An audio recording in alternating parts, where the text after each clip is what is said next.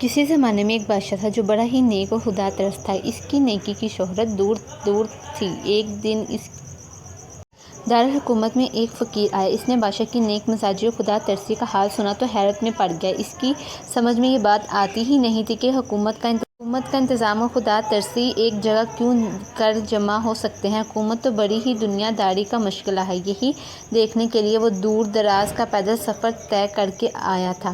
جب وہ بادشاہ کے محل کے دروازے پر پہنچا تو اس نے ادھر ادھر دیکھا کہ شاید کوئی دربان نظر آ جائے، لیکن وہاں کوئی نہیں تھا۔ وہ اندر گیا۔ بادشاہ نے اس سے اجنبی شخص کو دیکھا تو نہایت اخلاق سے پیش آیا، پاس بٹھایا اور پوچھا، کس طرح آنا ہوا؟ میں نے سنا تھا کہ آپ کی عملداری میں آگ اور پانی اکٹھے ہو گئے ہیں، بس یہی دیکھنے کے لیے چلا آیا تھا۔ بادشاہ فقیر کا مطلب سمجھ گیا اور مسکراتا ہوا بولا، تو دیکھ لیا؟ ہاں، فقیر نے بے زاری سے جواب دیا اور جانے کے لیے اٹھنے لگا۔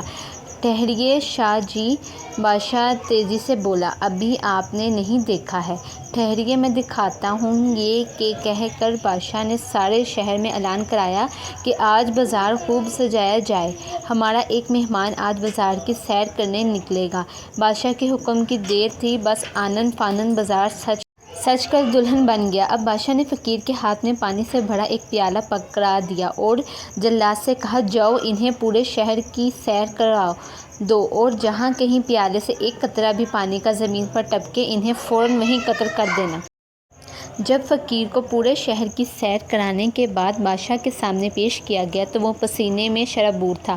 بادشاہ نے اسے دیکھتے ہی مسکرا کر پوچھا، کہیے شاہ جی، آج بازار کتنا خوبصورت سجایا گیا تھا، بتائیے تو صحیح، آپ نے کیا کیا دیکھا اور آپ کو کیا کیا پسند آیا؟ فقیر نے فوراً کہا، ارے ظالم، تو نے مجھے اس لائق رکھا ہی کب تھا جو میں شہر دیکھتا؟ میں تو بس اتنا ہی جانتا ہوں کہ سر پر ننگی تلوار تھی اور آنکھیں پیالے کے پانی پر جمی تھیں۔ بادشاہ قہقہہ لگا کر ہنسا اور کہنے لگا، کہیے اب آپ بھی سمجھ میں آیا یا نہیں؟ یہ ہے آگ اور پانی کا کھیل۔ فقیر کے ہونٹوں پر تو جیسے تالا پڑ گیا۔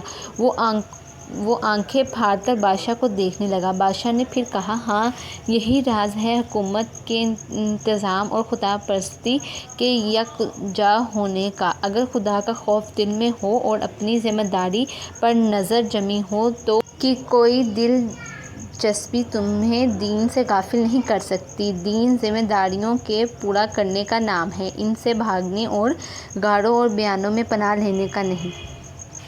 Thanks for watching.